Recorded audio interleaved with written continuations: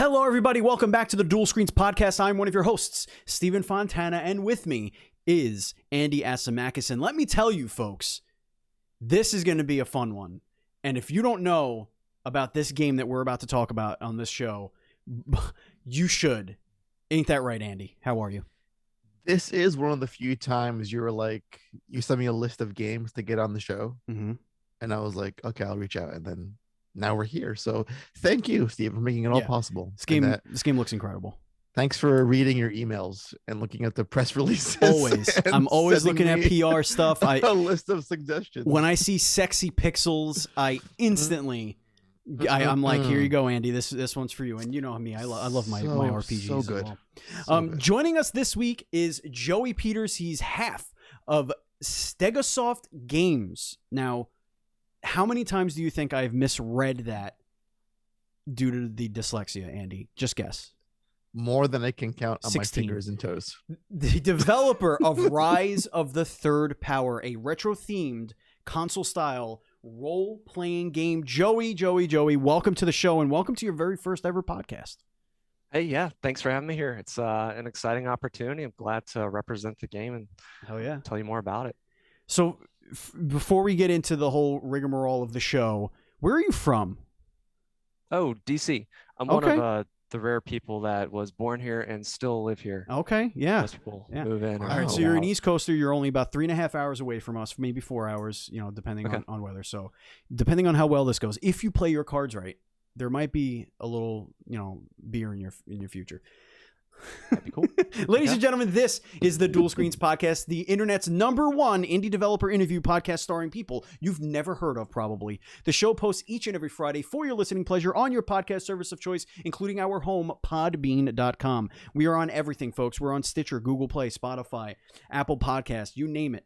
We're on it. And if we're not, tell us. We'll get on it. But how would you know? Because you wouldn't be hearing this.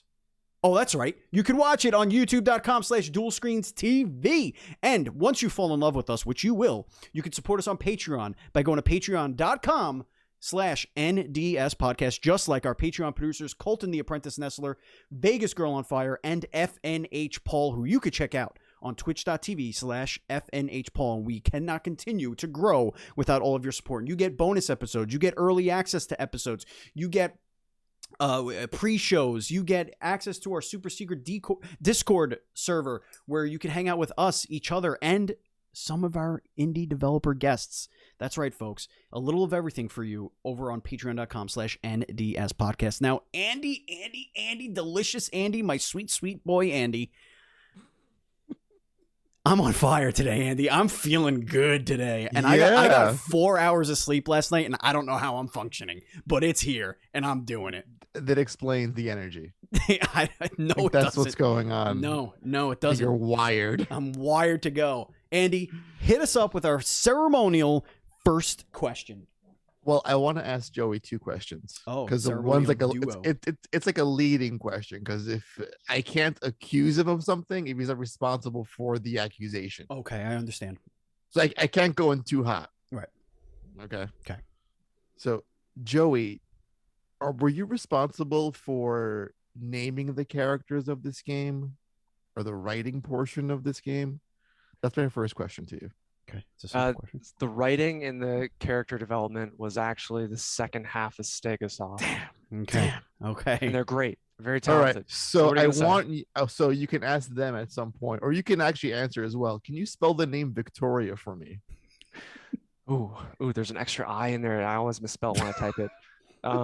It's like VIKTOR, and then there's an I. There's Y-I-A. a Y. It's like Victoria. It's like how a celebrity name is a child in the most pretentious way imaginable. It's supposed to be so you can never type it correctly. I was just like, that's fair. What that is in fair. The world is the spelling? It's hip. It's edgy. It's like she's a badass. It is. I got a Y in my name. But seriously, where did this game come from? Why is it amazing? My first those are your questions. Before we even get into that and the genesis and how it was birthed through the video gaming birth canal, Tell us what the hell Rise of the Third Power is. There are a lot of people who are listening to this right now, we hope, that have no idea what this game even is. We're just going to talk about it. So let us know. Give us the elevator pitch. What is it? Sure, yeah. So it's a JRPG that takes place where the world is reeling from a great war and trying to put itself back together. And one of the nations from that previous war is starting to build up and secretly plot to take over the world and, force their agenda on everyone else. And you play as a group of resistance members that are trying to bring light to that and stop it from happening. So very standard good versus evil role-playing game where throughout the game your band of resistance fighters grows, all your characters grow themselves, and some of them find that what they're actually after isn't what they started out looking for. It's pretty great. Awesome. Go ahead, Andy. Yeah, I feel like if this were an actual real resistance group, they would have failed like 10 minutes into the mission, because you have like a drunk and you have this girl who has like, she's nihilistic and wants to die in the most extraordinary way imaginable. You have this princess who is just bratty as all hell and is just Quite the has no ragtag idea group. how the world functions in any conceivable way imaginable. And yet somehow this group, the starter group, is somehow supposed to save the world in some way. It's just, it seems impossible, but they do it somehow. Or do they? Or do they? We don't want to we don't want to have any spoilers. So how did this come together? What's Stegosoft Games background? Like, how did you guys get started on this project, or maybe even started working together? Yeah, sure. So me and Evelyn started working together, gosh, back in 2008, long time ago, when I was first getting into game development, still finishing up college. And we started working on a few different game projects. The first one, the other game Stegosoft Games has out there is called RFL. And so back then we started on a version of that, which was like a 480p pixel art, which is better than the one that we released a couple of years ago. And we got pretty far along with that, but we never really took it too seriously. It was kind of like a side hustle and moonlighting type deal. So we just kept starting and stopping projects. And then finally, a few years ago, like 4 years ago, 5 years ago, we kind of got our act together and actually said, hey, we're actually going to create and release a game. We can do this. There's no reason we can't. So we started actually finishing our projects and releasing them. And so this Rise of Third Power is something that Evelyn had started working on long time ago, back in like 2004 or 5, I think. And then it just put on hold. Yeah, back in actually in RPG Maker. I think RPG Maker 2003. That's where all that original content was created. And so we picked it back up and said this would be a fun project to, I guess, work on for a couple of years, finish up and release. And we thought it had some pretty strong writing and something we could run with. That's how this project came to be. That's awesome. That's kind of unique. Like it's reaching into the bag of, nearly 2 decades ago. Like, I don't even know if I'm definitely not the same person I was 2 decades ago. Like, I can't imagine can you, Andy, if you have a closet full of poems you used to write, I know you do. I know you do. Like, that's not the same person that's reading that, right? I'm not even sure where those things even are anymore. I don't know what they were about. But that's awesome, man. That's really cool. That's cool. It's like opening up a time capsule, going back and seeing where you were game design wise back then, and then what you can bring to the table these days. And now that you're like technically proficient, can actually make things happen. Technically proficient, cool. And grown. Yeah, that too. like a human, like a fully formed brain. And you're like, what the hell was I thinking? No, that's awesome. Which came first? Was it you wanted to make a video game at some point, and then you were like, oh, we can make a RPG, or was it I want to make an RPG someday, and then you went into game development? Personally, I got my start in game development back in the days of Ultima Online. That's where I learned to code Ooh. with the I don't know if we should talk about it, but free servers. Writing for coding for free servers, yeah. Um, and that's what really got me into game development in the first place. And that's what led me to Forum searching for a project to work on. I met up with Evelyn. We started working together. But from there, it just was a natural fit for us to work on an RPG. Is what we were both interested in. I guess it's what our backgrounds are mostly being interested in role-playing games primarily. We thought it's something we had enough experience in to like intuitively figure out the game design. And they seem very much like achievable projects until you get into them and you realize how much writing and work is actually required and you realize how big Yeah. the scope is for a project like that. But from the outset, they seem like RPG, simple, not too many mechanics. We can do that. So it seemed like a good fit for us. Let's talk a little bit about mechanics because, you know, one of the greatest things about RPGs is there are so many different ways to interpret how the characters progress, how the combat plays with plays into each other, with all the different characters, the classes or whatever. What is your approach to that aspect of the RPG in this game specifically?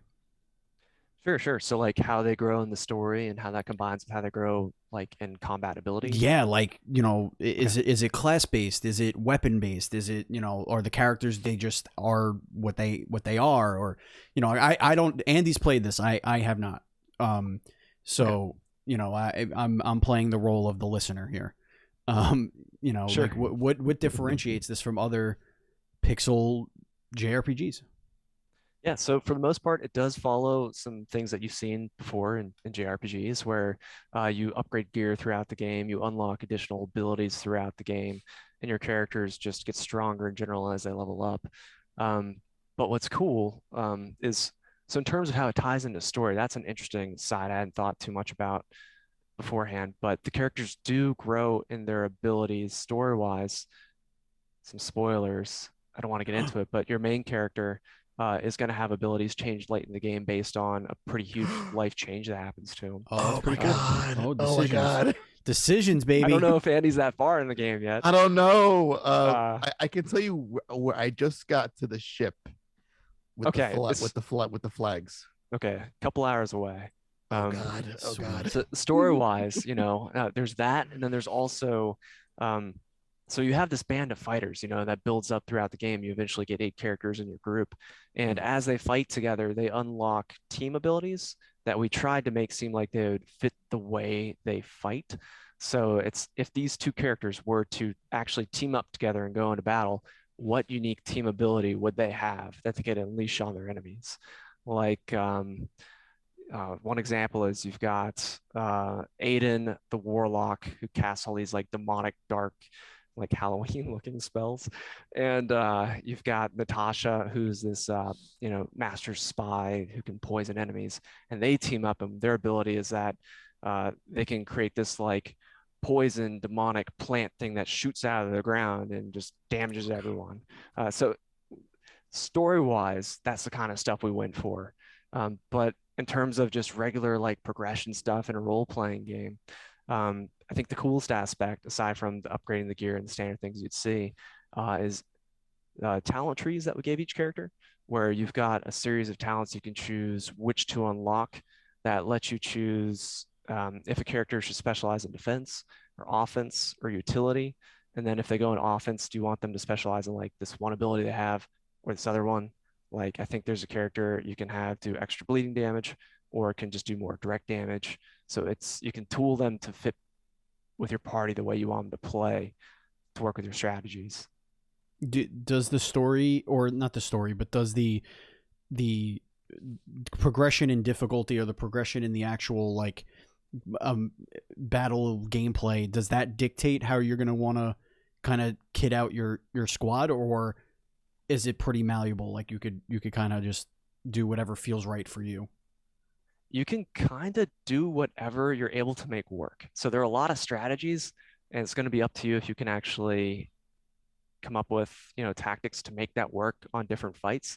So if you go up against a boss where It's got a really strong tank buster, so a strong attack that you need someone with high HP or defense to block.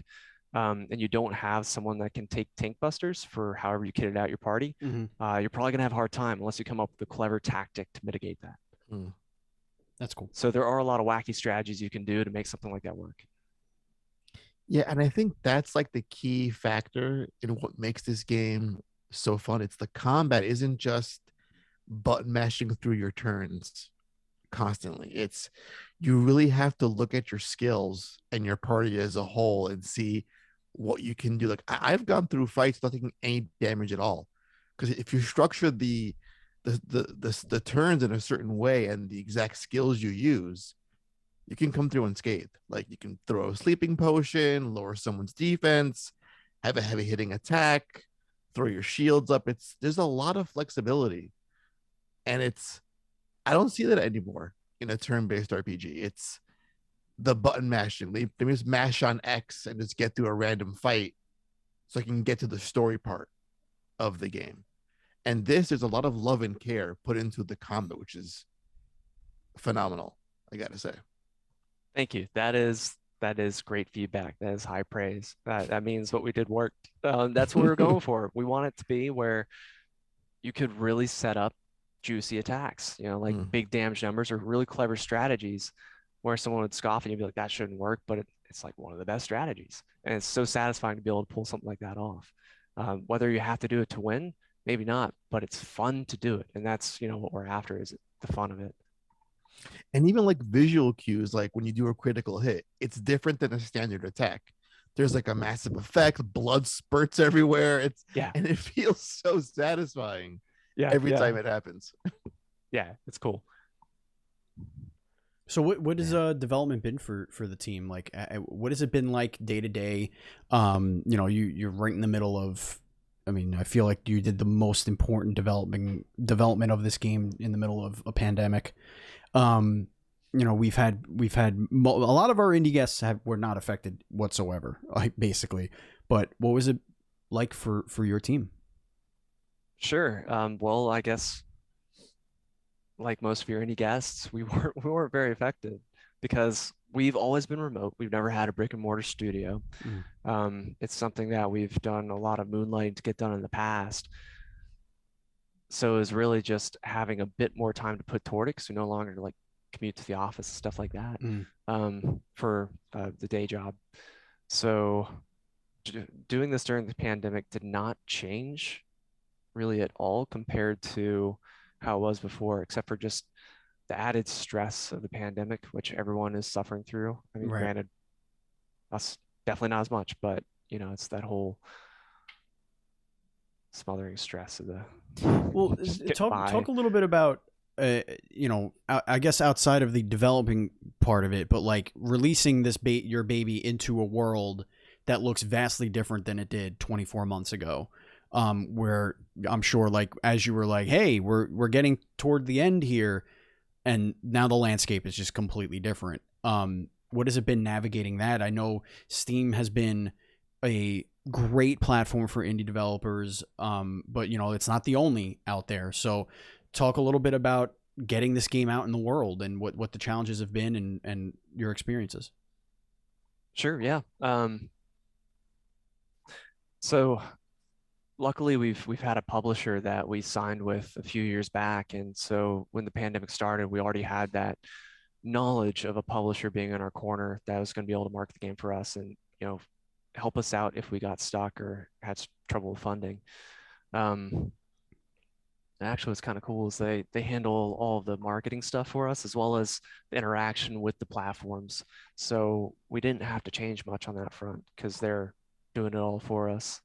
That's really, really great. Like, I can't imagine trying to make a game and then also worry about how it's going to get out into the world in a world that's completely unrecognizable for, there's no trade shows really happening. There's no, you don't get to see like the hands-on with people. How have you been as far, like, I'm sure this demo's been out a while. Like, how have you been getting feedback, receiving it? Have you been, how long have you had that loop, as it were, of people playing, giving you feedback, and you guys kind of messing around with that? A lot longer than you'd expect. So we started betas, gosh, I think a year and a half ago, 2 years ago, um, kind of early on in the dev process. And so since then, we've had a lot of changes we've made to the game based on beta player feedback, um, a couple major overhauls to the battle system, which were huge for us. The scramble to get them changed and get enough new testers on board to test and make sure that what we made actually works out. But yeah, the ability, not being able to go to conventions and stuff and show off the game or any conferences to talk about it, it's been weird. Granted, we're fairly new to actually creating and releasing games, so we haven't done that in the past, but there's that excitement building up that, we're finally going to have something out there. We can go and actually show it off, talk to people, talk to other devs in person, see like what their experience is like developing games and tell them about ours. And that didn't happen because of the pandemic. So it's been weird. I can't fully grasp what I've missed out on because of that. Right. But yeah, Kind of like developing this game in a vacuum almost, but like yeah, not really either, because we're as connected as we ever were and playing. The industry thrived better than it ever has in the last 2 years. Like it's just such a bizarre world we live in. strange. Go ahead, Andy. I know you had something else. Yeah, how do you compare the way you feel to, you're releasing now, it's your second game, it's coming out like on the 10th, it's a very close release date. How do you feel having done this before? Is it, we released a game, we know what to expect, it's a little bit easier for us, or is it still that same knot in your stomach? Is it going to land? Is it going to be successful? Is it going to resonate with fans of the genre? What's going through your mind as you're approaching the release, which is like, about a week away from now? Yeah, 1 week away. Pure trepidation. No. So, because, I haven't seen, I haven't asked any reviewers what they've thought so far. So I don't know what the reviewers are going to say, if they're going to like it or not. So even though I'm confident that it's a good game, it's great. I love it myself. I think it's fantastic. I think it's a wonderful experience if you play it on the handheld Switch along with all the other platforms. But and with that, I can tell myself, Joey, don't worry, it's going to be a success. It's going to do well. And if it doesn't, you'll figure it out. And we have done this before, yeah. So I should be confident in knowing that we've done it before, but I'm still very nervous about it. Shouldn't be, but it is. I'm still a ball of nerves about how Thursday is going to go. Release day, February 10th. Do developers do that? Could you imagine, like, hey, so are you liking my game so far? Wait till the review comes out. All right, I'm not telling you a word. Yeah, I don't think I'm we on can ask. under an embargo, sir. Right. Yeah. Oh, but I was tweeting Joey like, I love this game. The writing is so great. It's so charming. By the way, what about this part of the game? And I respect my skills. Yeah, I'm sure you did. Yeah, I saw that. It's like, oh no, I hope he likes that feature. Don't give it a bad review. You can have all the respect potions you want. What does success look for you, like personally? Like honestly, yeah. I'd love to. My success personally would be linked to getting this company to grow. That's what I'm after. I'm hoping that, granted, with the pandemic, we've seen that we really don't need a brick and mortar studio, but it'd be so cool to have a studio someday. Probably sink all our money into that and hire a team, because right now we don't have any employees, because honestly, the indie devs struggle without any like grants or anything like that. We can't afford them. But it'd be great to have full-time artists on staff, maybe even like a composer on staff, another designer. I would call that success. And then it's tough to fight off the whole imposter syndrome thing, where you look back and you realize, hey, I'm actually an established dev at this point, but you still feel like you're just figuring it out and not really a dev yet. So it'd be cool to get to that point and then start to give back and start training people, because we haven't done that yet. So bring on, some interns and stuff, train them, help them get into the industry. Do you guys want to be known for just making RPGs like this in the similar retro fashion, or do you see yourselves branching out and exploring other genres in future games? Has that ever come up, or is this is like what we're good at? I think some people have told us to stick to RPGs because they're like, you've done it. Don't stray away from that. You can do it. Just keep doing it. We like them. Just keep making more. I think within the first few months of work together, me and Evelyn said to each other, it's cool we're making RPGs. And that's these half-finished projects we had going. But wouldn't it be great if we could make an MMO? And granted, hold on. Oh, wow. We're never doing that. No way. We now actually understand what goes into that, and that is a feat I don't want to take on. I don't even think I can pull it off. It's chaos. But and yeah. But sure. So even back then, we are thinking about different genres. Granted, it's still RPG, but different genres. So we've already started work on our next game, and it is not a JRPG. I don't want to talk about what it is. Oh my God! Breaking Fans news. gonna love it, but For all you Stegosoft Scoop fans out Screens. That's it. Scoop Screens. Indie developer making another game. who would have thought? Screens. Wow. We did it. This is why we're the number one indie developer interview podcast. Probably. This is exactly the reason This why. is exactly why. For sure. I'd listen just for this. For sure. Yeah. Right. I want to know more. Like Andy is a RPG nerd. Like Especially ones that look like this. yeah, like this is his bread and butter kind of thing. Yeah. So it's like hard for me to think of like the appropriate JRPG question to ask. But I'm going to ask you this is what's important to me in a JRPG, and I want you to tell me how it's going to tickle my fancy, as it were. For me, it's all about having, so you mentioned the skill tree, but it's all about having fluidity and choice decision, but like also kind of having the option to just do it all and just be like, yes, I did it. I am like, all of my guys always became like every type that I could have, because I could, like the sphere grid in Final Fantasy X and like all that stuff. Like that's what I'm all about. I'm all about making my characters kick some ass. Sure. You can't quite unlock everything. That is an interesting point. So I am on the other viewpoint of that, the other side, where I don't think you should be able to unlock everything, and everyone always says I'm wrong. So I don't think you're wrong. It's just it's a completionist thing. That's all. Yeah, that's what bothers me. Yeah, it's like I want that there's an empty circle there, and I want to I could put the shiny thing in the circle. That's all I want. But I want +5 speed also to go along with my +5 wisdom. So that's what we can look forward to. We can look forward to like stat increases and different types of spells, abilities, attacks. Like you said that you talked a little bit about upgrading your armor and your items. Can you go into that upgrading system and how that works? Yeah, sure. So it's a very light crafting system. So I love crafting. I love it in games. I know there's mixed opinions on it, but I think it's a blast. It's really fun. So we have a light take on it in this game.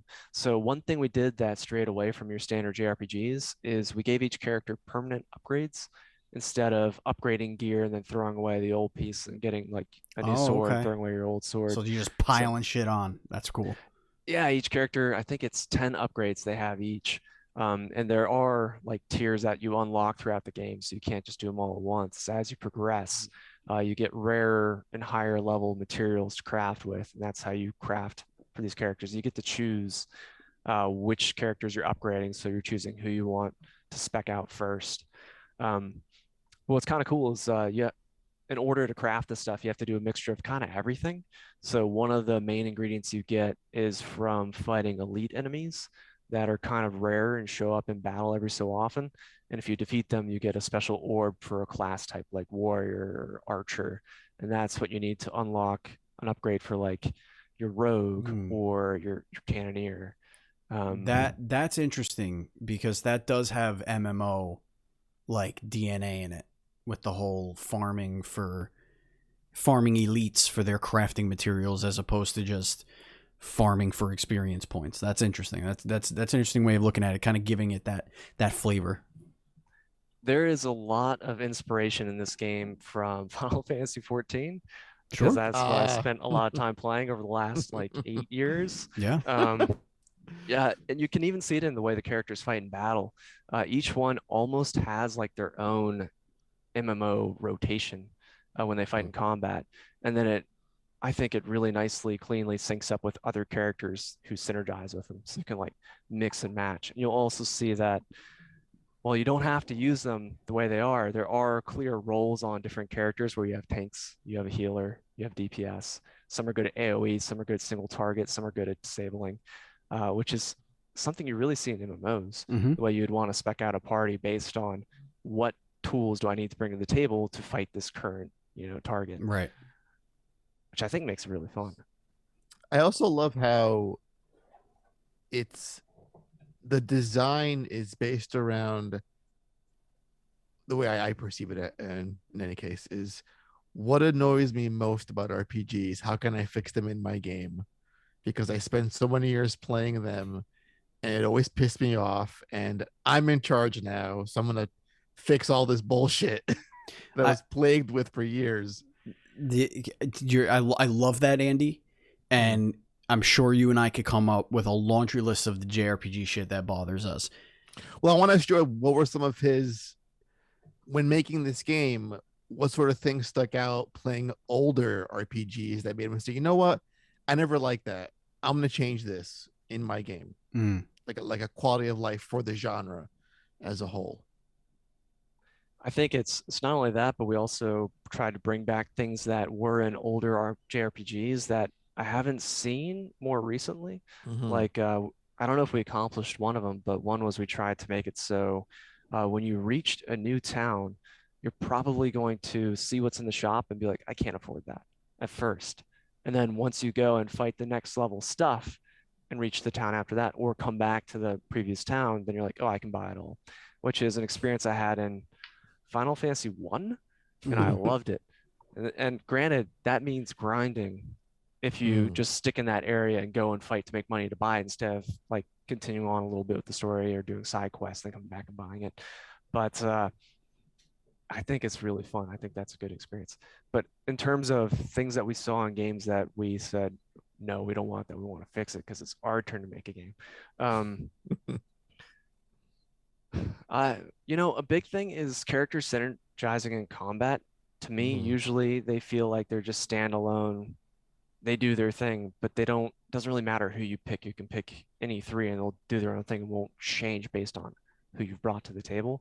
It's cool having them interact nicely and having these synergies that work together in battle. Not having to throw away gear as you upgrade it. That's always nice. That's good.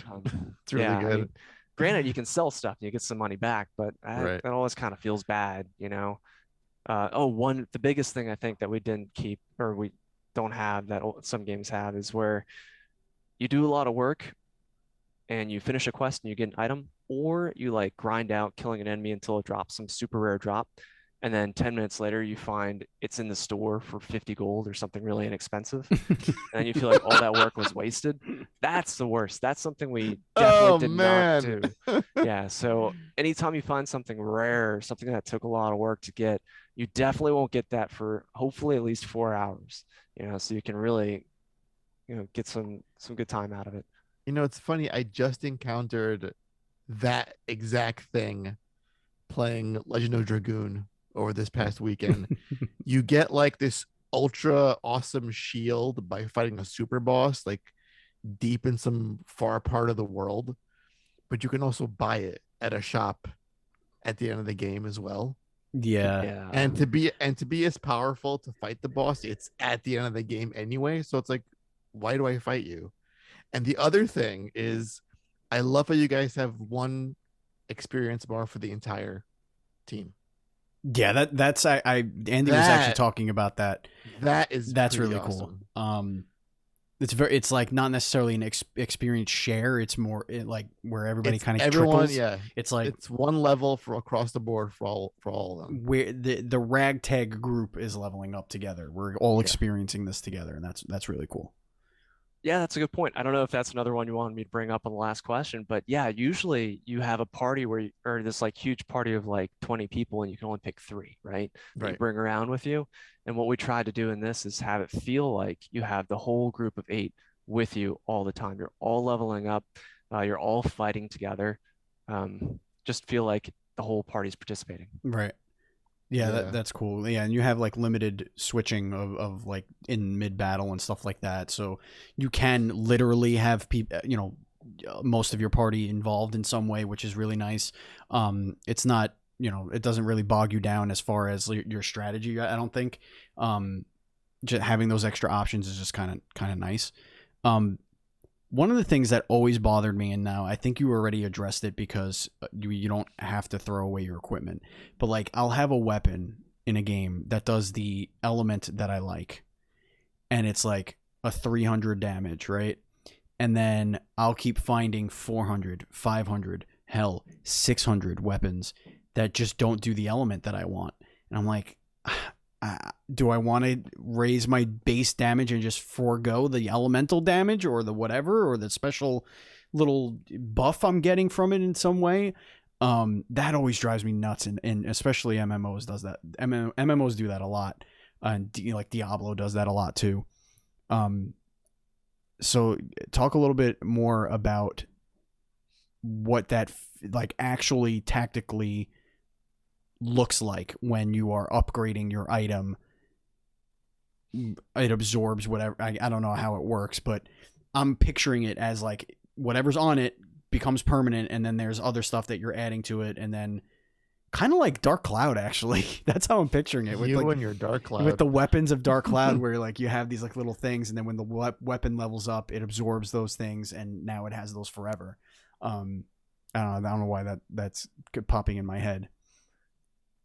It's not as cool as that, in my opinion. But it's good. It's good. It's still good. It's like, all right, I'm gonna delay the game for a couple of weeks. We need to add this feature.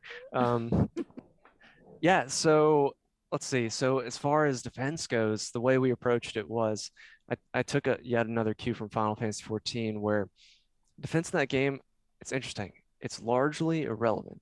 It doesn't make a huge difference. I feel like as time went on, they tried more and more to write it off as just non-stat. And that way, whenever you're attacking and dealing damage to enemies, you're going to see the same number against a high-level target as you would against a low-level target, which I personally like because you can predict your damage numbers better, and you can feel like your strength has reached a point. That high number is still going to insta-kill a low-level enemy, but you'll know what that number is going to be. Right. It's the same across both. Yeah. And then for elements and upgrading weapons, it's pretty straightforward. Your damage is going up. So you know that it's a flat damage increase if you upgrade a weapon like that. And then for defense, the way we did it, since you don't really have that very much mitigation, is your HP goes up.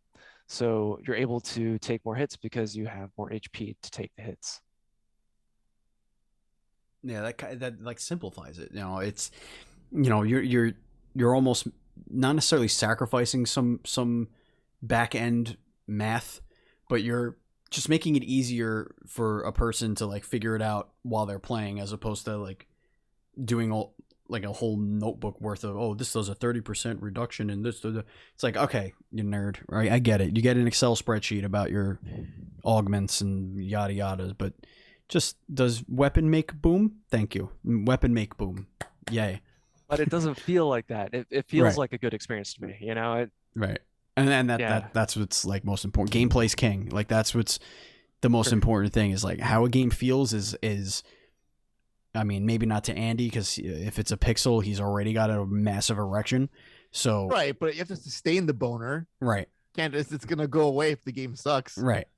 Right. It's just that's the initial attraction for him. For me, it's does triangle /Y/ whatever the fuck it is on Nintendo. I forget which one it is. I think that's also X. I don't know. X and Y, I think. I think it's X. Right? It's Y triangle X. That's what it is. Sure. Does that open the menu? Yes or no? Yeah. There you go. Yeah. There you go. See that? Like that's the first thing I do. I'm like, oh, okay, it opens the menu. Triangle always opens the menu. Yeah. It's supposed to. That's what it does. That's what it's made for in a JRPG. It's true. And start pauses. Yeah. Though it doesn't in this game, but that's what it should do. Yes. I'm gonna hit our good friend here, Joey, with a preview of my review. Oh shit! Okay, ladies and gentlemen, it's time for the Dual Screens review preview with Andy Asimakis. Don't make it a thing. Oh no, it's a new special segment, Andy. It's happening. It's happening. So, how many times do you get to play a game before we talk to a developer before release, and not after the fact? This is a rare. No, this is great. I love this. I love this. It's a rarity for us, and to be like 12 hours deep on top of that. I love that you're. Yeah. I mean, I'm sure because you're a smart kid. Man, grown adult, I know that you're not like, breaking embargo or something. You know what I mean? Like, no. I'm sure there's nothing on a list somewhere. No, we're having an open discussion about a game. That's all we're doing. I mean, Joey is a half of the entire development team. I feel like if we were crossing some lines, Joey would say something. Isn't that right, Joey? Yeah, I actually don't know I hold that authority. I think it's the publisher. Yeah, that's entirely up to them. Talk to Dangan on the phone. Well, let's just put it this way. You're the one that's going to get yelled at. You know what I mean? Like, yep. How dare you let them say that? But you know what? Fuck it. Andy loves those two praise your game for over an hour? Over an hour, goddammit. We're dropping you. I can't wait to hear that. How dare you?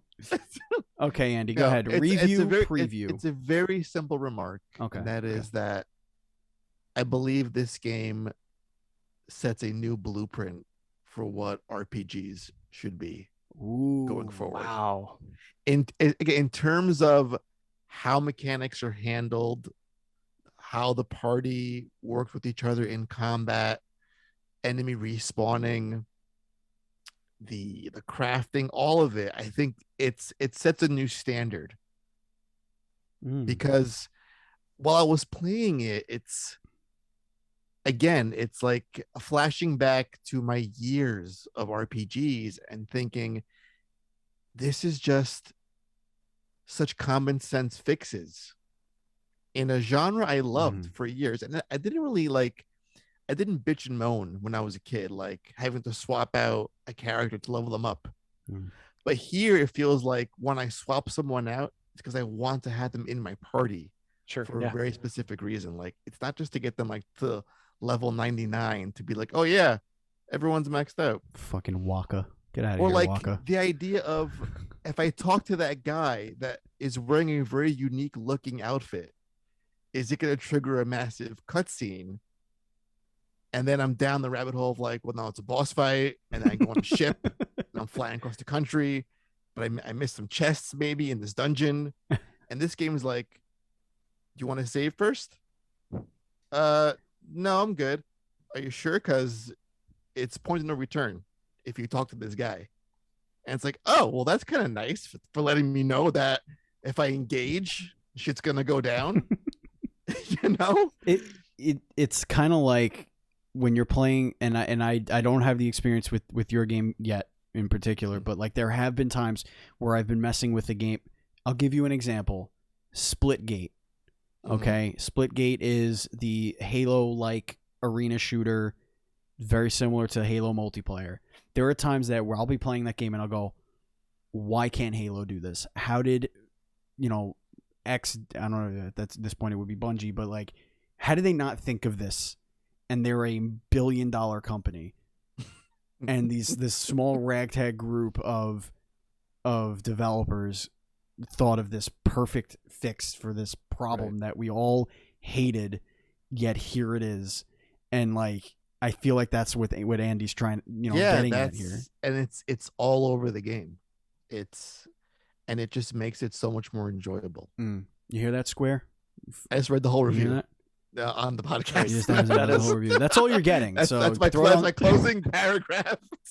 Will it be the box quote? Can it be the Steam quote? No, I have a better box quote for Joey. Oh. But he's got to wait till next week. Okay. Oh, man. He's got to wait till next week. All right. All right. Wait till next week, but, put it on the Steam page. Have we been on? We've been on a Steam. No, we've been in a trailer, right, Andy? Yeah. We were in a trailer once. One of our quotes was in a trailer once. I don't even remember the game, to be honest. Claim to fame. Was it Dendara? Like, I feel like it was like way back when we started. Yeah. But anyway, rabbit hole. Here we go. Let's go. Here we go. ADD boy strikes again. Yeah. Hey, what time is it? Oh yeah, we're at that time, Andy. It's time to do some rapid fire. Before we get into rapid fire, before we do, I'm gonna ask Joey one last question about the game. Yes. Okay. It's specific to the game. Okay. Joey, can I save the rats, or do I have to kill them? I'm pretty sure there's no path where you can save the rats. Okay, because I'll tell Steven there's a side quest about killing rats in the basement in the church. As there is. Yep. There's two people feuding about letting the rats go and not murdering them because they're all God's creatures. So you can't murder God's creatures. Right. And other homeboys like, they're fucking rats. We have to kill them, you imbecile. I don't know those exact words, but that's the tone I get. Speaking of God's creatures, look at that pupper behind you. I know he's hanging out. We cannot ignore that beautiful pupper. I would be lambasted in the comments if I did not point. So I'm in the basement and I see the rats, and before I engage, I get the whole like, do you want to save your game? I'm like, it's just rats.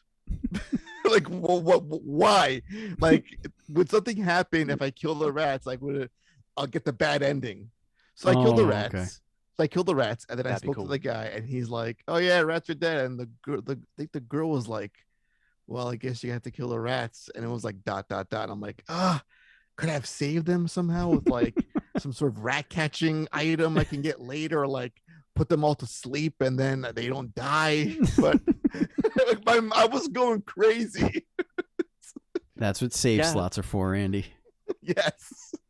Yeah, that's the thing. Normally in this kind of game, you'd have to go and find something like game, bring it back here, do the quest, and get that special ending. Yeah. All right. I just want to know I can kill the rats without worrying about missing some sort of item that. You hear that, folks? You can kill the rats. Some sword that like gives me the ultra ability.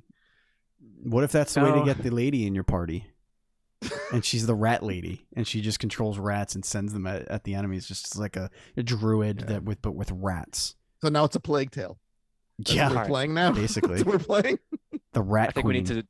we gotta delay the game again. DLC. More features we need to add. Listen, you could throw us in the credits, man. We don't need money, man. Just put us in there. You want to grow your team? Throw it on the man. You need writers. Like we're good. We're consult. We could be writing consultants. We're the guy on the couch, with a bag of chips and a Coke, and be like, no, do this bullshit instead.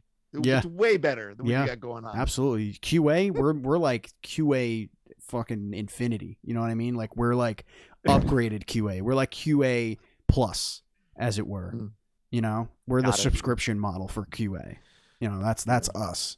High definition, 4K, 60 FPS. 60 FPS. You know, we're gonna have 8K on the box. We got ray tracing. Yeah, like real we life are. ray tracing. Yeah. All right. Let's get into rapid fire, ladies and gentlefish. It is now time. We're here. So I'm going to start us off, Joey. What was the best birthday mascot / character you have ever had at one of your birthdays, if you've ever had one? I don't think I've ever had one. Oh, not even a clown. Wow. Yeah. Okay. We were always about going somewhere, like going to Chuck E. Cheese. All right, so we're gonna pivot. Most memorable birthday location. I'm gonna say Chuck E. Cheese, isn't it? Discovery Chuck Zone. E. Cheese it's right there. It's low-hanging fruit. It's up there.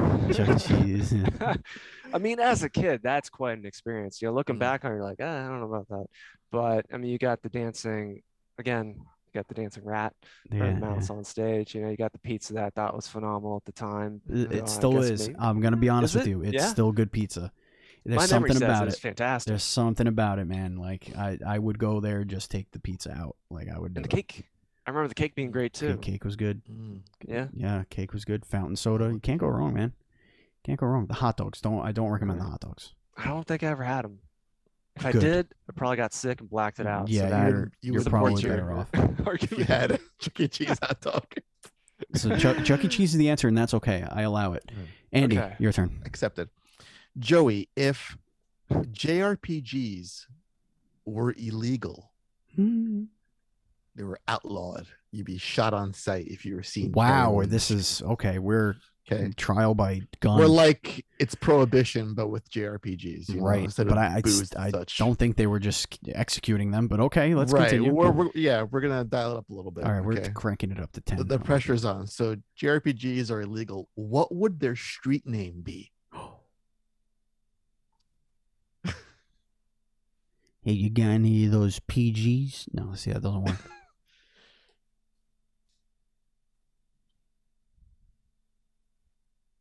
I don't know. Story boxes. What else? You Just a called cartridge. story With boxes. the Is that what you story just- boxes. Story Yeah, boxes. You got, Yeah, you got a story Yeah, box. you Yeah, know, you got story one of those boxes? story boxes. Hey, let me. Look, I got a couple I of think it story works. boxes fell off the It truck. does work. It does work. I like story box. I like story box a lot. I like that a lot. Yeah, I do. I'm I into do. it. I do. Joey, is a hot dog a sandwich, or is it a taco? Or is it cancer? I gotta look at. I gotta look at the definitions of these. If I had to guess, I'd go sandwich, meat between bread. I feel like taco is unique. It has to have a tortilla. Interesting. Okay. I feel like I just answered that wrong. No, All right. no, there is no wrong answer in rapid Yeah, fire. there really isn't. Well, yeah. there's one wrong answer, but we'll get to that later. Yeah, that's Okay. related. Andy. All right. What is a first world problem you have? Mm.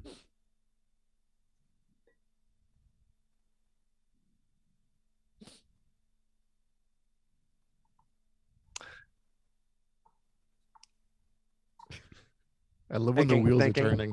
I love when the wheels turn.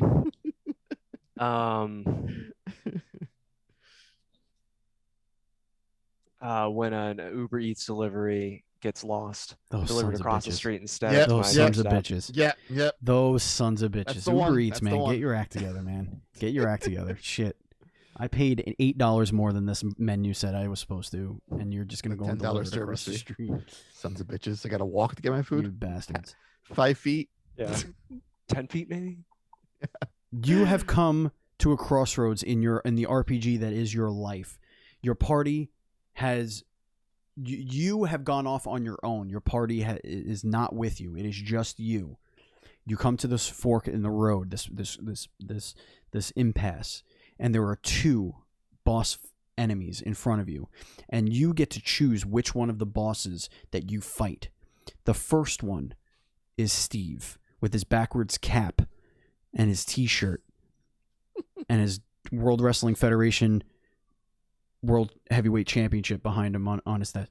The other one is Andy Asimakis with his powerful water bottle of doom and his Cujo. Yes. Which one are you choosing to fight? Well, now that I know that Andy really gets into the math, I feel like he'd have some strong tactics and be a tougher boss fight. Not like a real life physical fight, that I don't know, Right. but I feel Right. like in this hypothetical world where people probably have superpowers and stuff like that, Andy would be more threatening, and Steve, I'm sorry, be me and you. Andy would definitely be more devious. I would be way more Yeah. upfront and I would just fight start very swinging. dirty. It's a good duo, really. Very dirty.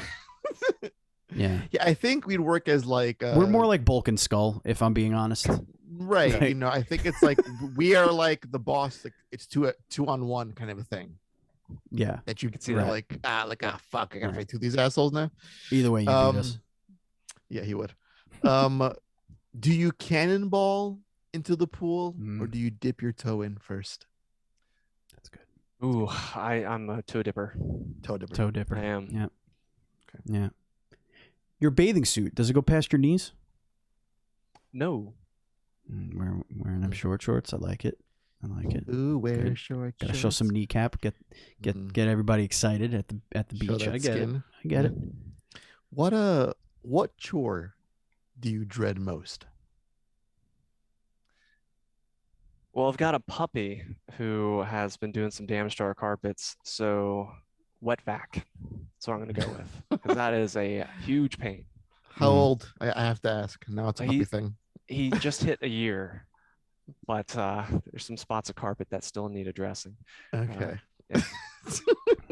Like a understand. German Shepherd, Chow Chow, husky mix. baby. Ooh, that's It's cute. That's a really good mix. He's cool looking. Yeah, shit. That's a boss fight right there. Yeah. Oh yeah, it is. Yeah. Yeah, that's a Pokemon. What's the dumbest way you've injured yourself? Let's see. Playing too much Street Fighter as a kid, and then thinking that me and my brother could reenact Street Fighter fights, and then ending up falling into a cabinet and slicing my ear in half, which healed. You can't see it under my headphones, but In at the half. time, yeah, it's pretty dumb. Oh my god. You I Mike love Tyson's yourself. I really love how fast that answer was. That means it's something Joey will never ever forget. Yeah, Like, it's so It's good. there forever. But you Still haven't actually forgiven myself. triggered an injury of mine, if you don't mind me sharing. Street Fighter. I played Street Fighter. I remember this now. I had a motherfucking blister as a child that would not go away. And I remember it hurting so much, and it was all because of trying to do the The electric that- shock. Blanca? no, the Chun-Li? swiping The- of the D-pad, the quarter circle. Kid just destroyed my thumb, like just a purple blister on it for weeks. Brutal. I had to do the claw. I had to play with the index finger on the. Yeah. Oh, it was bad. It was bad. All of my blisters came from Turtles, the arcade game on the Nintendo, fucking doing game. that A and B like simultaneous, the special that- move, like because you would just slide them Yep. to get it. Yep. And oh my god, Yeah. I feel it on my thumb memory. I do. Like, I remember what that felt like. It was like my first experience with a self-inflicted like blister, and it just. Thank you for bringing that up. Now I'll never forget it. Joey, if you were ever caught dead, where would it be? Interesting. God, the sad thing is these days probably at home. Let's see. Oh, Something fun. Yeah, I know that's not fun. Yeah. Pandemic. Hold on. Maybe you'll never. You wouldn't catch me dead in that place. What's the place that you would be? Ooh. Maybe that's like a little. You know what I mean? A little Mhm. play on it. yeah. Yeah, I like Make it a little less morbid. Where are we gonna fucking find Andy's your coming here. corpse? Hey, what's up? You're gonna need therapy after this podcast. That's true for a lot of our guests. Where do you want to die, bro? Where do you want to die? Where do you think you're gonna die? What are you talking about? I mean, you've asked folks like, what scares you? What are you running from? You've asked some Yeah. people. When was the last time you called your mom? Do you have daddy issues? Let the man answer. Joey, go ahead. The floor is Okay, yours. so if I was gonna be caught dead somewhere, honestly, realistically, probably like a bar, just overdoing it, Oh, yeah. having too much fun. Yeah, too much Yeah. fun. You died doing the thing you love. Drowning the sorrows. Yeah. Yeah, no, I get it. I love it. I like that. Flight or invisibility? Mm. Okay, I've heard you ask this on your past podcasts. I'm definitely a flight person. Yeah. Okay. Definitely a flight person. You listen to this podcast and you did a show. So, wow, that is So he special. knows what's coming then at the So- end. so That one, I knew that one was coming. Oh boy. What is, if you were in an RPG, what would your class be? What's your job? Ooh, honestly, tank. yeah. Mm. you're- I you think like I'd that be a archetype. tank. Yeah, Yeah. just bring it on. You know what I mean? Yeah. Love it. I'm gonna give you another superpower question. Okay. Super speed or super strength? I don't know, because I was watching The Boys, and speed got shown like a whole new light where it was also Oh power. yes. So it's like you almost have both, which makes it totally unfair. Yeah, you could murder with speed. Yeah, it's like you're so fast you can just destroy things, and I feel like Uh-huh. you've got the strength through that. Mm. But I kind of, well, it's a tough one. It's a good one.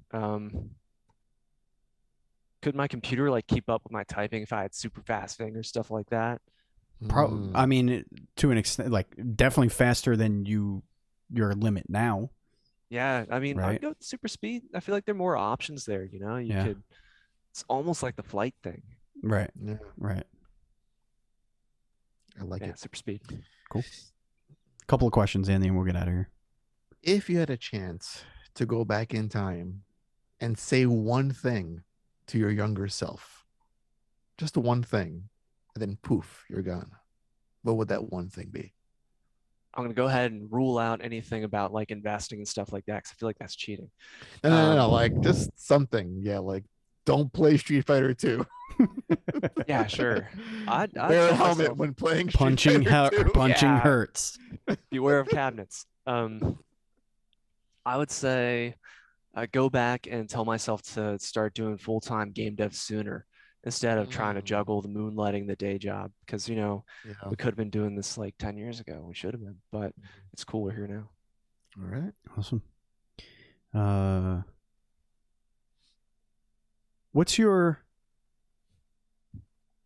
hum to me, or like whatever pantomime? I don't know what the word is. I'm going to say hum. I'm not pantomime, but vocalize your victory fanfare. Yours, personal. The first thing that popped in my head is I think Final Fantasy VI is. Can I use it as my? I mean own? that's everybody's. If that's right? what came to mind. Yeah. Dun, dun, dun, dun, dun, dun, dun, dun, dun. There it is. That's it. Man, Yeah, that, yeah, you that, know it. victory, that victory fanfare. That's a good one. And Love that shit. it's iconic. It is. Like, Yeah. Andy, it's time for our Fills you with joy. ceremonial our final question. But here's the thing. I feel like Joey knows it's coming. he does, so it's weird. So It's different. it is. So Joey probably had time to think about this. So depending on the It's Steven, not only Yeah. that, he's had time to listen to us and get to know us like a little bit. well, it does, Like every guest does. The deep psycho. Well, he has this show and the others before. Right. There's We a just know baseline. him from this. Right. Yeah. Right. That's unfair. So yeah, it's a simple question. Okay. Andy, would you like to ask the question since it is your turn? Oh shit! Did you ask the last time? I don't know. I'll ask. I mean, listen. My brain is broken, Andy. It doesn't work. I'll spare Joey like the long final boss exposition of this the is question. that we just did that part. Like we just differently. Right. So you this know? is it. This is it. But don't Andy, fuck it up either way. I'm just gonna say it. Just say it. Flat No, out. I want Joey not to fuck this up. Okay. Okay. Got it. All right. Try my best. Let's do it. Yep. All right. Andy or Steven? Maybe I don't know this question. What's the question? Excellent. Oh shit! Excellent. This is excellent. Holy shit! Because Oh boy. this is okay. it's the most important question that you'll Yeah. ever be asked ever. Okay, Like okay. I will, think I'm will ready. will you marry me, or do you, or like no, none of that, or Are you the father? This is it. Yeah, no, this is the Go most on. important question right here. It's Andy or Steven. And now that's the question. Hmm. Okay. That's it. That's the question. Mm-hmm. So This is I just you. I'm gotta- I looking gotta at you fill- now. Yeah, I got to fill in the rest. Well, here's the thing, Joey. The filling in of the rest happens in your noggin. Right. Okay. You know, We don't get want to those know almonds- how the sausage is made. You know get what those I mean? almonds all activated. You know. Yeah. Okay. So Just the context of the choice, Right. is within. it's within. It's right. So if you Okay. say to yourself, "I want to beat Andy with like a 2x4," and you just say Andy, we don't know that bit. Yeah, we we don't just we know don't that know the choice. reason Yeah. behind why you're it could be positive, it Right, could be right. negative. Yeah, we don't know. Is there All a right, spreadsheet all right. with all of our victories and losses? I don't know. Maybe. I don't know. There might The running be. tally. There might be. I'm There just should saying be. there might be. Just why? Right. All right. Fill in listen. the precursor. Just take some time. It's a hard question. We know. It's the Andy. Okay. There it is. Okay. There it is. All right. There it is. And ladies and gentlemen, that is going to bring us to the end of the show. That's it. We did it. We got you right to the Right. final. The flag is waving and we're here. We did it. Mhm. If you want to follow us on social media, we're at duel_screens on Twitter, and that's where we live a lot. Or you can hang out with us in our Discord by joining our Patreon, patreon.com/NDS podcast. Little as $1 gets you in that Discord, so it's so cheap. You can mow somebody's lawn and you could pay for an entire year. So, you know, it's awesome. I'm at Batchild27. Andy is at Pantsguy, and our Facebook group is facebook.com/groups/DS podcasts. Joey, where can everybody find you? Where can everybody find Rise? Where can everybody find Stegosoft? Yeah, so Rise Third Power, you can find on all platforms or consoles and PC, Mac, Linux. Epic Games Store, Good Old Games, Steam, all the good stuff. And then you can find us on Twitter at Stegosoft Games. And then you can join our Discord through our website. There's a link, stegosoftgames.com. Sweet nectar. That's going to do it, folks. Thank you so much for listening. Andy, is there anything you want to tell the kids before we go? Yeah, buy the game, guys. If you like RPGs, just go buy the freaking game. Do it. It's a good ass game. It's a good ass game. Do it, you idiots. It's gonna go. It's on the official good ass Dual Screens good ass game. Yeah, starting as of right now. Page. Start that list. It's got the accolade. Good ass game. It's a gag, as it were. It's there. Thank you, listeners. Thank you, viewers. Thank you, Joey. Thank you, Andy. And as always, please be excellent.